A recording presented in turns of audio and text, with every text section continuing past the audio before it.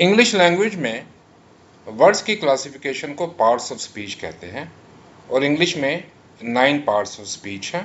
Verbs, nouns, pronouns, adjectives, adverbs, preposition, conjunctions, interjections और articles. कोई भी जो इंग्लिश लैंग्वेज में वर्ड है वह इनमें से किसी 9 पार्ट ऑफ स्पीच में फॉल करता है। तो हम अपनी डिस्कशन स्टार्ट करेंगे वर्ब से। वर्ब के दो मीनिंग हैं।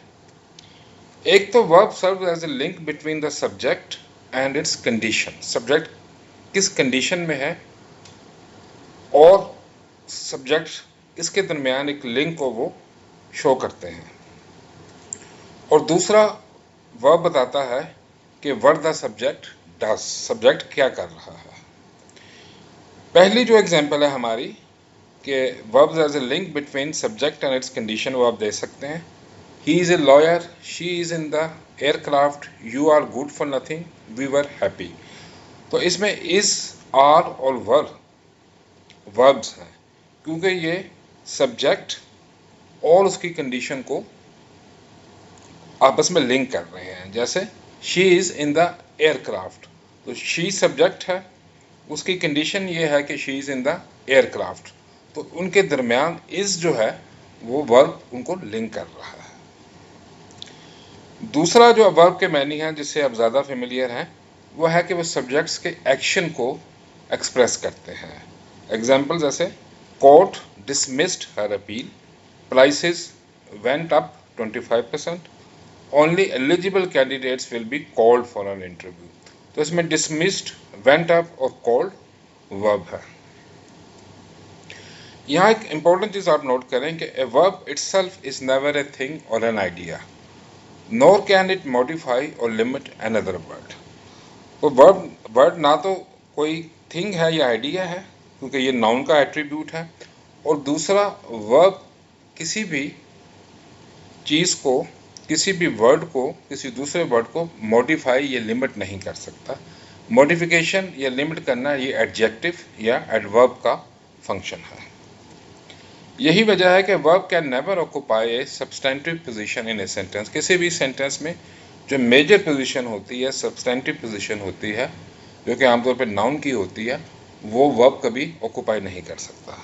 अब आपके सामने दो सेंटेंसेस है, इज सिंगिंग अनइस्लामिक और दूसरा इज स्विमिंग डिफिकल्ट। इस दोनों एग्जाम्पल में, पहली एग्जाम्पल में देखें तो सिंगिंग आपको लगेगा कि ये एक वर्ब है, सिंगिंग वर्ब नहीं है क्योंकि सिंगिंग यहाँ पे सब्सटेंटिव वर्ड है इस सेंटेंस में। दूसरा जो सेंटेंस है इज स्विमिंग डिफिकल्ट, इसमें स्विमिंग वर्ब नहीं है क्योंकि स्विमिंग जो है वो आप देख सकते हैं कि ये सब्सटेंटिव पोजीशन है इसकी इस सेंटेंस में।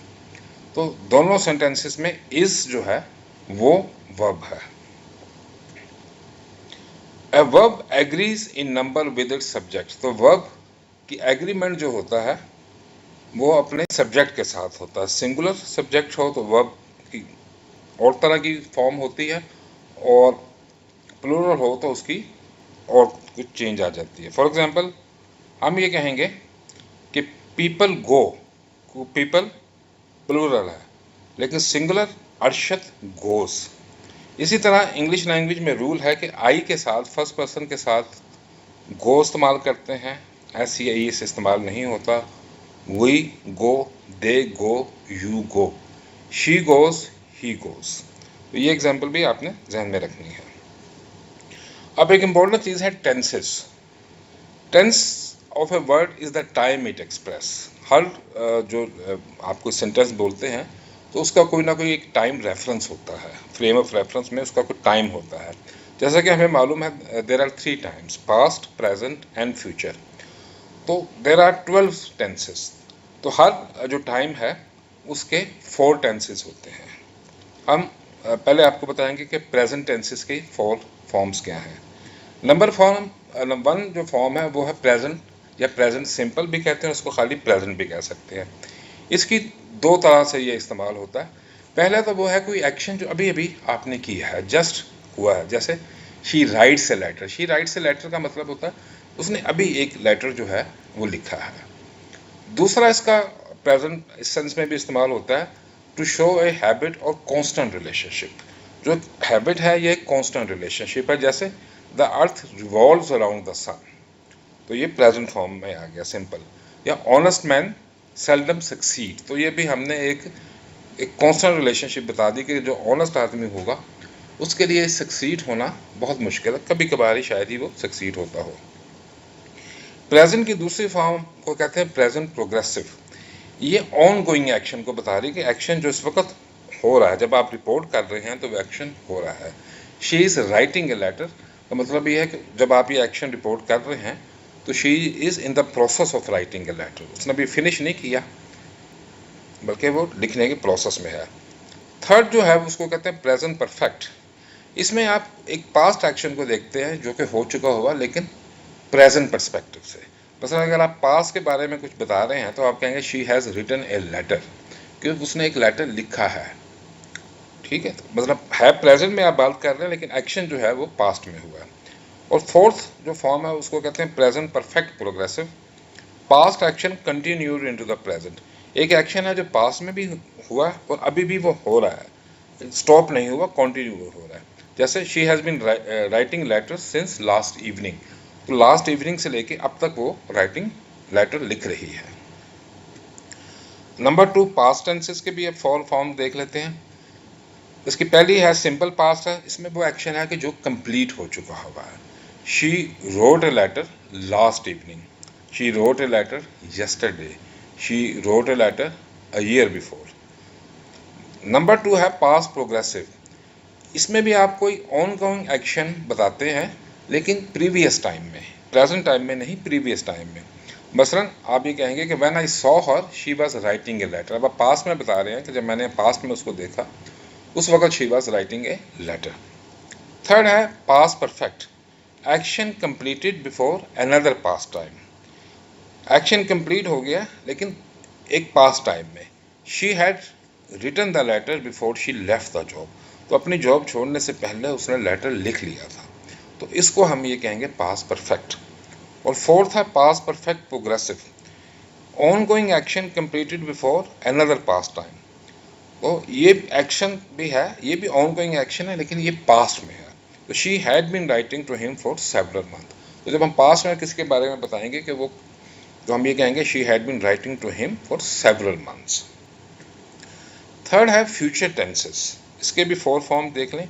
एक है future simple, action to occur later, कोई भी एक्शन कुछ देर बाद होगा। मसलन the government will retire the date in 2 years, 2 सालों बाद गवर्नमेंट जो डेट है, कर्जा है, उसको रिटायर कर देगी, पूरा पे कर देगी। दूसरा है सेकंड है फ्यूचर प्रोग्रेसिव, एक्शन कंटिन्यू हो रहा है और वो लेटर तक जाएगा। The government will be retiring the date the following year as well, तो इस साल भी गवर्नमेंट ने किया लेकिन अगले साल भी रिटायर करेगी, तो आप कहेंगे the government will be retiring the date the following year as well. Third है future perfect, action consider completed at a later time, आप ये कहेंगे कि खास टाइम है वहाँ पे जाके ये एक्शन पूरा हो जाएगा। मसलन आप कहते हैं the government will have retired the date by 2030, कि आप ये कह रहे हैं कि 2030 तक गवर्नमेंट ने जितना भी डेट है वो रिटायर कर दिया होगा। और फोर्थ फॉर्म है इसकी फ्यूचर परफेक्ट प्रोग्रेसिव, प्रोग्रेसिव का मतलब होता है कि ऑन गोइंग एक्शन है but up to a specific point in future. For example when I say when I turn 60 I will have been working for 30 year, जब मेरी उम्र 60 साल होगी तो उस वक्त मुझे काम करते हुए 30 साल हो गए होंगे। So these are the 12 sentences tenses और divided into 3 times, past present and future. अब एक और है कि वर्ब्स की 3 फॉर्म्स होती हैं, प्रेजेंट फॉर्म, पास्ट फॉर्म और थर्ड होती है पास्ट पार्टिसिपल। प्रेजेंट जैसे गो है तो पास्ट में वेंट और पास्ट पार्टिसिपल में गॉन हो जाएगा। फिर एक कॉमन फॉर्म है जिसको बी कहते हैं, जो इज भी हो सकता है, एम भी हो सकता है, आर भी हो सकता है, डिपेंडिंग अपॉन द सब्जेक्ट। इसकी पास्ट फॉर्म वाज या वर होगी और पास्ट पार्टिसिपल यानी थर्ड फॉर्म जो होगी वो बीन होगी। एग्जाम्पल आप देख लें, he is a singer, present form past he was a singer, past participle he had been a singer. I am a singer, I was a singer and I had been a singer. You are a singer, तो you के साथ are होगा, you were A singer, आप पास में थे, और past participle ये होगा कि आप you had been a singer, आप रहे हैं सिंगर। तो these are the 3 forms of the words जो कि आप इनकाउंटर करेंगे। इसके अलावा हम 2 और स्पेशल टाइप्स ऑफ वर्ड्स है उसके बारे में आपको बताएंगे। उसमें वन है ऑक्सिलरीज एंड सेकंड है फ्रेजल वर्ब्स।